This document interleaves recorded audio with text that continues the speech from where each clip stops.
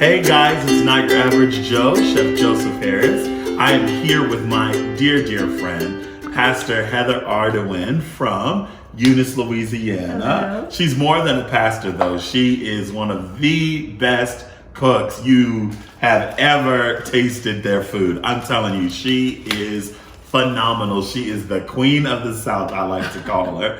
And she is going to show us how to do some amazing Cajun dishes, but we'll feature her on this channel several times. But we're actually in Whitefish, Montana right now. I know you're probably thinking Montana of all places. Yes, but I believe that we are here on purpose. God's blessed us with a great time to be here. We'll show you guys some of the footage here that we took from the lakes and stuff like that soon, maybe a little bit later on in this video. But Heather, tell everybody what we're cooking today. So today we are going to cook my mother-in-law's very famous. Oh, I didn't know it was hers. Oh. We're going to do stuffed meatballs, and we call them smothered in a gravy. So we're going to cook stuffed smothered meatballs. It's a spicy dish over with rice and gravy, potato salad, and some good old Cajun sweet corn.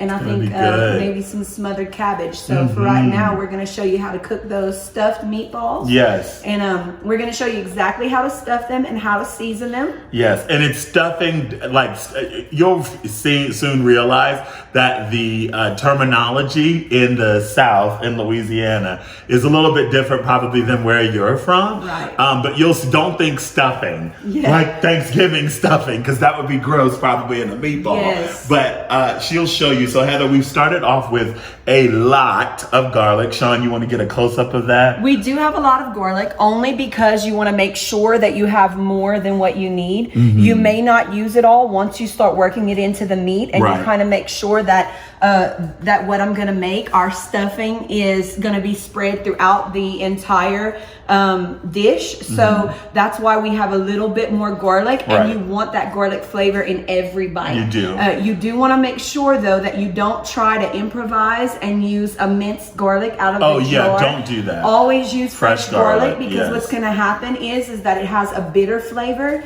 and it'll cause that bitter flavor to cook into the meat. And you don't want that. And you'll taste it. Exactly. So we have our fresh garlic that has been peeled and put into the food processor. And because we're here, normally I would buy onions and all that and cut them, but they had these cut fresh. Which are just fine. These are just regular, fresh cut, yes, yellow onions right in the grocery store. Right. They said that they cut them daily, so we have these.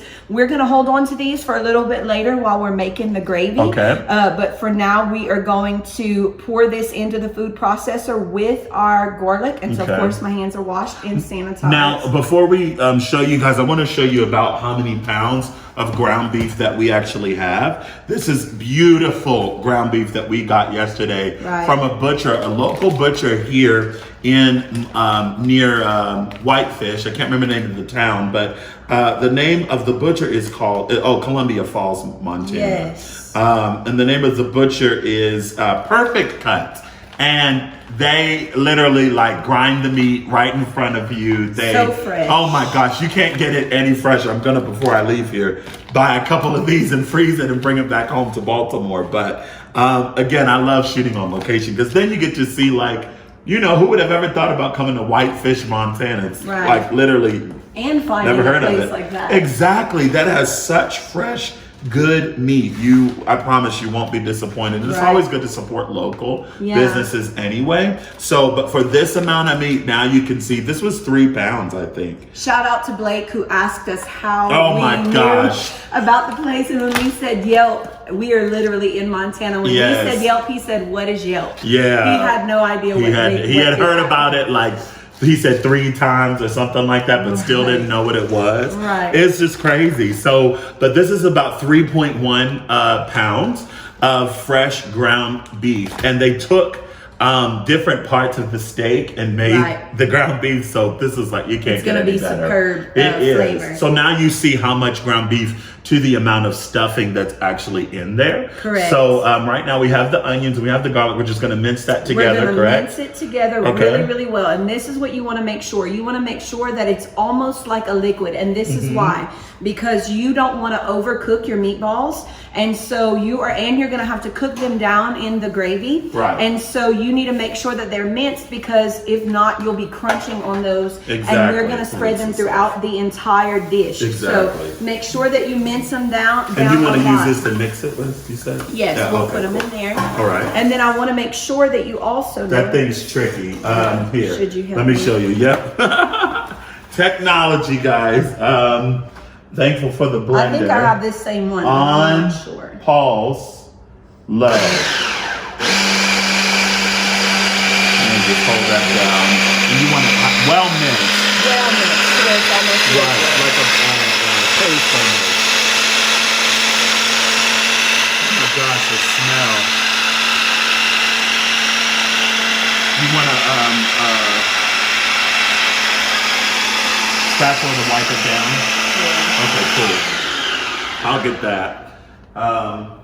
And we're going to do this just a little bit more.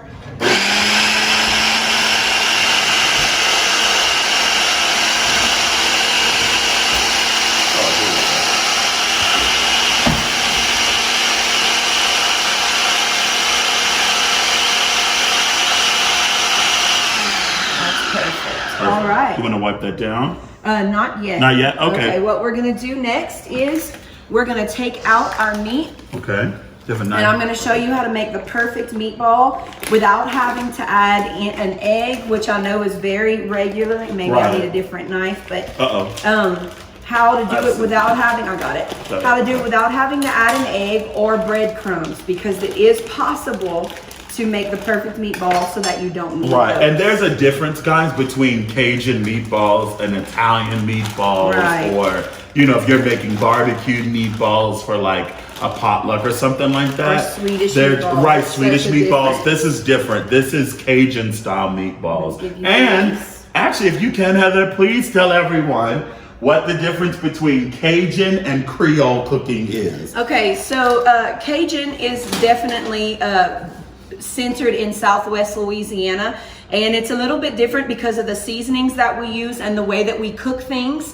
But mainly it is the seasoning and the way we smother. That's what we call it. The way we smother our meat for our gravy. So Creole is more. There were more cultures introduced into Creole cooking, and Cajun has been kept strictly in our area. So with our people. So And Cajuns influence are French and Spanish. Yeah, mainly Creole French. is West India. Is It's that African and French. French, okay. Mixed together. And of course, we have some African as well. So, Right. but Creole is found more around the New Orleans area, Right. and you'll see that it's more diverse. Yeah. But Cajun and nasty. cooking, I don't like Creole cooking. It's gross. but Cajun cooking. No shade on you if you Creole. Yeah, but and everybody has their own way and what they love. But remember, you Right. spoke with Miss Yeah. Miss Dookie Chase, and she absolutely loves Cajun food. Yes, So, she does. I want to warn you that you do not look at it and think, oh my goodness, there's no way that that'll taste good. I promise no. you that this will be melt in your mouth It will good. be. But in all Cajun food, seasoning is everything. It is, yeah. And in these meatballs, we are going to use salt, cayenne pepper. I said that kind of Cajun. But, Yeah, cayenne. ground red pepper, cayenne pepper, and then garlic powder. It is the absolute 3 essential things that you start with. Yep. And so we are going to take this base as it is, and we are going to season with the salt across the entire thing. Did you see how I did that twice and then a third time? And then you're going to take your red pepper. And they are not, Cajuns, we like our food rather spicy. Right. So we would probably use about half of this, especially in these meatballs, because Holy Lord. the meatballs, Cajun meatballs are usually very, very spicy. But because we have a couple of people Yes, here, like me. a couple of Northerners who don't necessarily like that spicy flavor as much, we are going to go a little bit lighter on the red Thank pepper. you. I know how much is acceptable, and he's going to try to stop me, but I promise. Oh, no, I'm good. I'm good. So we are going to sprinkle And this won't be as hot. This is like their version of cayenne pepper, but this won't be as hot as, say, the Zatarain's that we have back home. Cajun brand. So, yeah, it won't be as hot. So we're going to sprinkle that. Actually, I want to take this off if we can. It'll go along so much quicker. We're going to sprinkle that just like that. And then we're going to take our garlic powder and we are going to load that garlic powder in. A good cook, guys. So this is about like, you know, going from being just an average Joe cook to a not your average Joe cook. And not your average Joe cook, it's all about seasoning and flavor. And not being afraid. Exactly. Which I was just getting ready to say, like your measurements, as you can see, this is food that, you know, your husband's mom used to cook. And I'm sure like you all crave this. Oh, yes, absolutely. Know? So this is how you cook. Like it's measured. It's not measured, but it is measured. Right now, it was probably a little bit less than a tablespoon. So I would say maybe a half a tablespoon, maybe even a teaspoon of garlic powder, as well as cayenne pepper. So the safe thing to do always is to measure 1, 2, 3. That's how we do it. And then 1, 2, 3, 1, which 2, is a measurement. 3. It is a measurement, just kind of not. And so you're going to spread it. Normally, I would be doing this with my hands if I'm being honest. Oh, please do. You spread it all around. We want to make sure that we get as much of it in there as we can. And then you're going to take it and you are going to start pushing it in there all around, getting it. It smells good already. Completely sprayed it. And this is the trick. You want to massage the meat as much as you can. The more you massage it, the firmer your meatballs will be. Exactly. So, which is going to cause it to be dense, which is going to be the reason why you don't have to have an egg or something like that. And it won't break apart while you're frying it down, because you're going to brown these meatballs really well if you want a very brown gravy, and we do. We're going to brown these meatballs really well. Which pays too as well, guys. You'd want to invest in getting a good quality ground beef, because if it's cheap, it's going to taste cheap. If you know what I mean, like you always want to make sure you get the quality ingredients that you can. If you can, as little fat as possible makes for the best ground beef. Because it has to roast or stew down basically for a long time. So she's probably adding about altogether a tablespoon of cayenne pepper and garlic powder. And you see, you thought 3 pounds would be a lot. And it's really not much once you think about making the meatballs. Well, and because it's being, it was vacuum sealed too yesterday. So we're gonna do it all over again, spread it all the way throughout, and this is how every bite has that kick of flavor in it. And now I understand why too you didn't want to do it in a bowl. In a bowl, you're concentrating everything basically into the center. In a flat pan like this, you're literally laying it out and incorporating all of those ingredients, like you said, into every bite, which does actually make the difference. And we're gonna do it one last time. Okay. And I promise it will not be super spicy. Right. 1, 2, 3. Okay. So altogether, it's probably about, I'd say, a tablespoon and a quarter teaspoon. And then we'll take this too as well, guys. One thing Cajuns I know don't necessarily do is season as you go, which a chef, I've done it on other videos, guys. A chef would tell you season on every layer. If you cook like this, a meatball like this, you would not have to do that because you're seasoning. This is seasoning in every layer before it actually goes into the pot. So you actually don't have to worry about seasoning it as you go because all of the flavors actually in there in advance. So I would say, again, for measurement's sake, for the amount of ground beef, it's 3 pounds. I would say a tablespoon and a quarter teaspoon of each cayenne pepper. I may put just a little bit more. Yeah, go ahead. The smell, I do everything by the smell. So I may just do a little bit more salt and garlic powder. Move this up way so you can get a good shot. Flavor is everything. Perfect. Cardell, is this one of your favorite meals? This is his absolute favorite meal. Show Cardell. This is Heather's husband. Hey, one of my dear, dear friends too as well. We taking Montana by storm. Yes. So what you're gonna do is depending on what size you like them to be, we normally like them to be a pretty good large size. Right. So you're gonna take your meatball in your hand, just so, and you're gonna start massaging it in your hand, just like this. So that's about a 1/4 pound of meat. Right.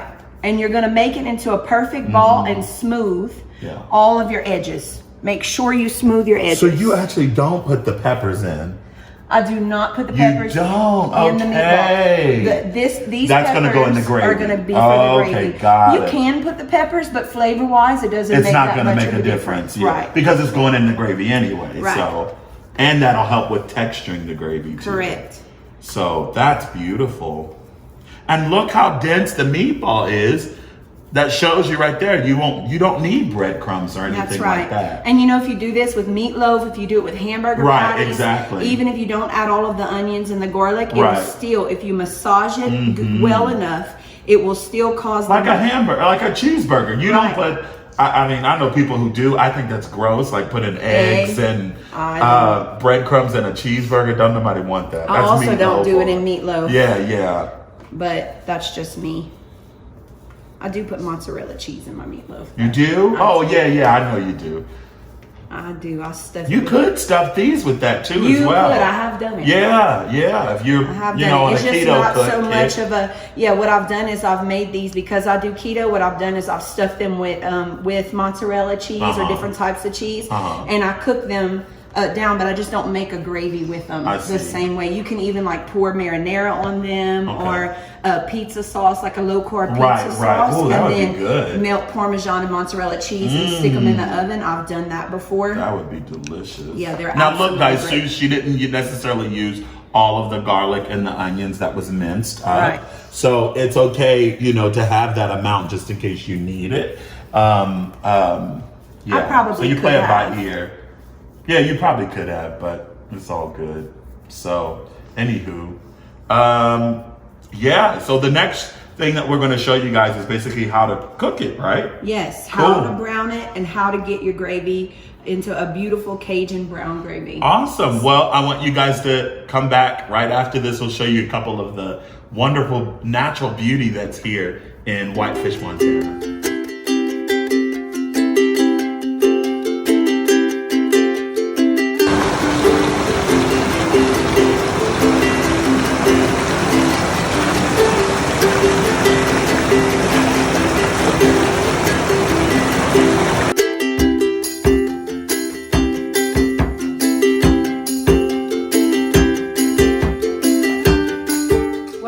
Guys, we hope that you enjoyed all of the beautiful scenery from out here in Whitefish, Montana. It's gorgeous. One of the most beautiful places I think I've ever visited. So we're getting ready to start browning the meatballs, and I want to be sure that you guys catch every part of this so that you know exactly what to do. I've actually never cooked in this pot before. This belongs to the house that we're staying in, but I know that it's going to come out just as beautiful. So we're going to spray the bottom of it with this non-stick spray, and you kind of just want to make sure that you coat it really well, because remember, we're going to brown those meatballs, and we're going to brown them really well because that determines your gravy. The big thing about cooking a Cajun gravy is to make sure that you are not afraid to burn it. Do not be afraid. You can always kind of salvage it. If you don't, that does not mean burn it on purpose. Yes. Like that you'll see as this cooks what she means by that terminology, because cooking gravy for Cajuns is an art. It really is. Like it's very specific to the T of how it looks, to how it smells, to the texture of it. Yeah, so most of us add the oil in? Don't use measurements because we go by smell. Exactly. I know if my gumbo is perfection by the way it smells. I know if my gravy is ready by the way it smells. So we're going to use regular. This is peanut oil. Is this the one that we have, or do we have vegetable oil? We don't have vegetable oil. Okay, this will work. Peanut oil is good too, guys, for it has the highest burn resistance. So if you know that you're going to be cooking something for a very long time and you don't want your oil to smoke, or if you're cooking it at a high temperature, you would want to use peanut oil. Peanut oil is good too as well for frying anything. So we're going to go ahead and we're going to cover the bottom of the pot with it, just so. And we're going to make sure we get it all over the bottom of that pot. So you should have just a coating at the bottom. You don't want too much, but you want enough to be able to brown your meatballs and make a gravy. Right. So definitely more than a capful. We're going to turn this. Smells good. Do I have the right one? We're going to turn it on high. And you can use black pepper. We're a black pepper free household for the most part. My mother-in-law loved black pepper, but my husband read up on some things, and so we don't use it a whole lot. Well, the good thing is we don't have any here, so it worked out great. These enamel pots too as well. This is a cast iron enamel pot, so it's meant for making dishes like this. You're going to be stewing something, you're going to be braising something, even frying something like this would be great to fry chicken in because it gives you an even temperature. So it's good to invest in a pot like this. You can find them for, maybe $75 to $100. Martha Stewart has an amazing one. But if not, you can do La Creuset, I think is what it's called. They have one, or just go with Lodge. I think we might be doing a partnership with them soon, so be on the lookout for that. But Lodge, you can't go wrong. It's just a regular, amazing cast iron skillet. You will not be disappointed by that. Yes, the pot I cook in at home is my grandmother's pot. No, it's probably over 100 years old. That's the best. Oh God! So it makes the most beautiful gravies. But I want you to take note of how firm this meatball is and how smooth it is. It's like a baseball. It matters how smooth it is because that determines whether or not it's going to stay together when you're frying it. So I wanted you to get a good look at that. They're already frying down and they're going to brown pretty quickly. As you know, ground beef does brown very quickly. More quickly than if you're doing beef browns more quickly than pork in general. It does. Yes. Yep. And what you're going to do is you're going to brown it on every side. So I need a good spoon. Spoon. A good big spoon, like a cooking spoon. There should be some in there. Yep, this will work. Okay. This is perfect. We'll move this out of the way. So you're going to fry these down, brown them really well.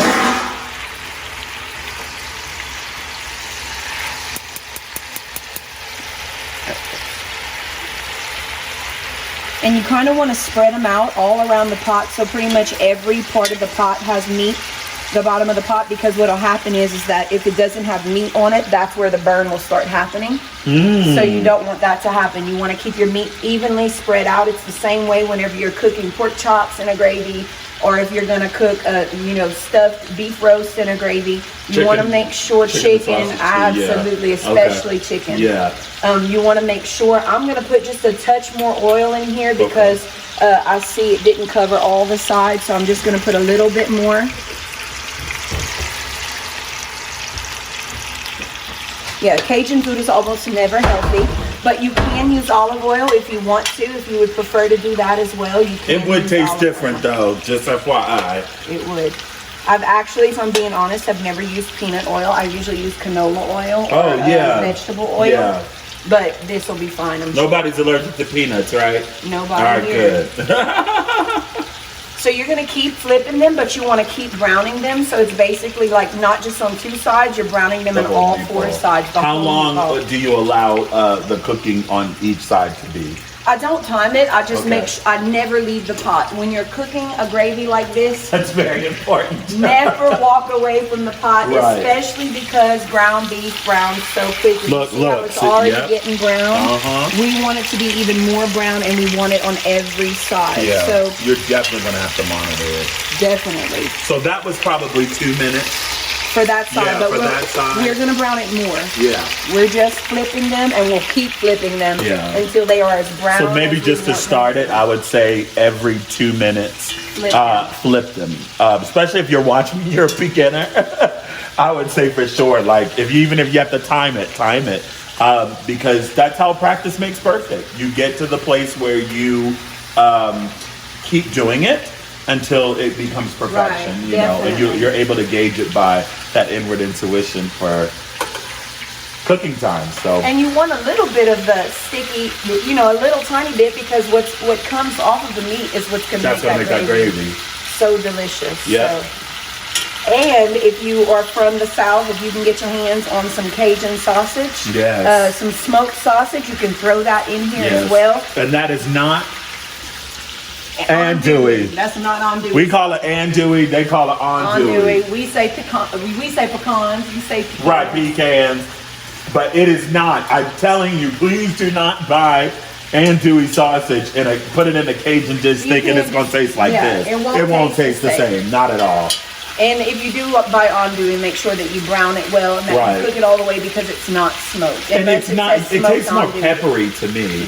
Right, because I think it's because in the smoked sausage they use curing salt. I saw that they did that at the place we went to yesterday. Okay. I saw that they had a curing. They said that they do it as well in their smoked sausage. Those. Then we should have got those. Yes. I didn't know that. Okay. Well, I'll pick some up tomorrow whenever we go. It probably still won't be quite the same. Can we get a look at how it's browning right here? This is what's going to make your gravy really pretty. Yep. You see how it comes right off? That means we're doing it the right way.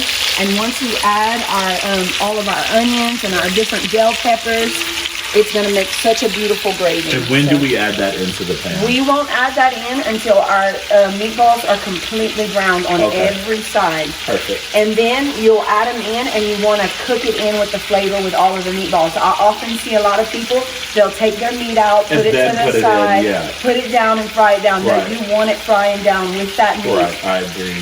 So it gets that flavor in there. Yeah. And you see how they're all staying together so perfectly?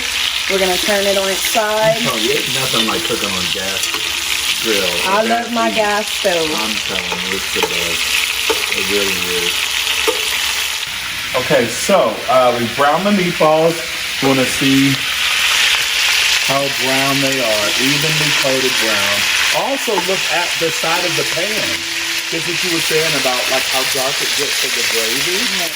Okay, so now Heather, what are we going to do? We're going to start adding in our onions and all of our different bell peppers.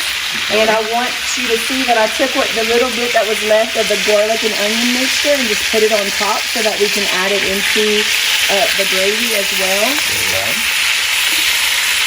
And we're going to get it all the way around because you don't want it to burn.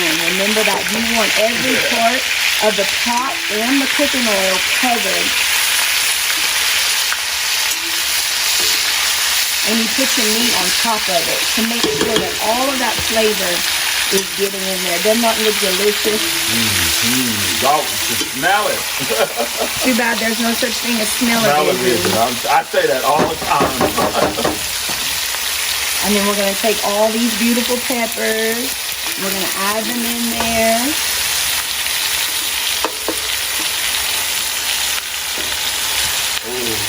And you see, I'm just making sure that every part of the pot gets peppers and onions. So it doesn't matter that it's that blend of peppers. Right. They all taste the same. Right. If you prefer to cut your own, you can cut your own. And what we're going to do is we're going to brown this down. And you see at the bottom of the pot how all that black sticky stuff, that's just meat that's collected at the bottom of the pot in that cooking oil. And so that is actually what's going to make your gravy really beautiful. Don't be afraid of that. I know a lot of people are scared when they start seeing that black color. But that's how you know your gravy's going to be really pretty. That and not being afraid. You see, you can almost see how it's making the gravy already, and it's changing. It's secreting the water from the. But you want it to be even darker, so you're going to let the rest of the browning take place with these meatballs on top of these onions. All of that flavor is getting absorbed into the meatball, and all of the meatball is getting the flavor from the meatballs is getting absorbed into the gravy. So it's going to be wonderful. Okay, so we've been browning our onions and our different types of bell peppers, and you see how it's gotten to a very dark color, almost to a caramelized color. You're going to make sure even at the bottom of the pot, you see all of the, in French we call it debris or grenise. You see all of that at the bottom, and you want that because that's what's going to make your gravy so pretty. And you see how it's sticking there. We're going to go ahead and begin to add our water. Move all of our onions around. And what we're going to do is we're going to cover the meatballs with this water because we're going to literally let it cook in the gravy. So we're going to add some water. Right now we're going to add just enough so we can pull up all of the black stuff from the bottom of the pot. Which you might think is burning, but that's actually flavor. Right, it is not burnt. No. So we want all of the sticky stuff off the bottom. That's a really good pot. Look at that.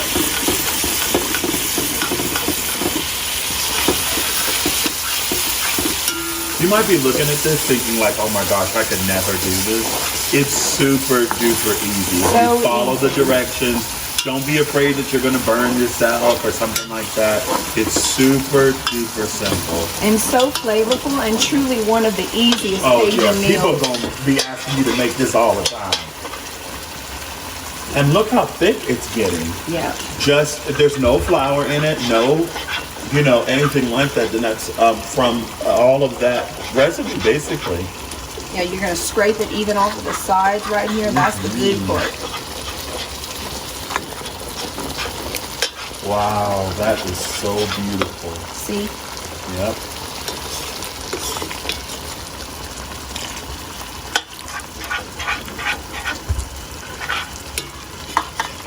Let's see. I have it on high, and I've cooked it on high the entire time, so I want to make sure that you know that. You may have an electric stove, and that's fine if you do, and you can still cook it on high. You just want to watch it real close no matter what. True. If you're just starting off, maybe look at the video a couple of times before you test it out. Right. I would even say start it on, go slow. It'll just take you a little bit longer. Start it on medium, high. Yeah. Just so that you don't mess it up. Especially if you know you're not going to be able to give it your full attention. Exactly. When you're cooking a gravy like this, you have to give it your full attention. Yep. So once you've gone ahead and you've been able to pull up all of the, you see how it's on the edge of the spoon there? That's what we want. We want all of that because that is what's making that beautiful brown gravy. It's gorgeous. It would almost look like a dark roux, but it's not. It's not, yeah, because there's no flour in it. No, it's just regular gravy from the meat dropping. It's gorgeous.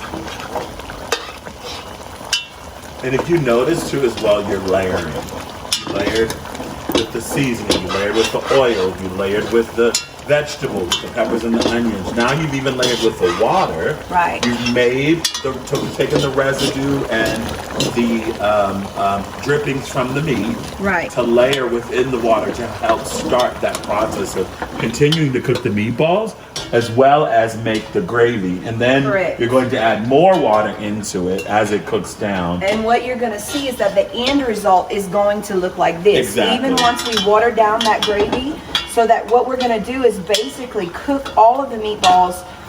We're going to cover the meatballs with water and we're going to cook it in its own gravy until they're tender and you know that they're cooked all the way through.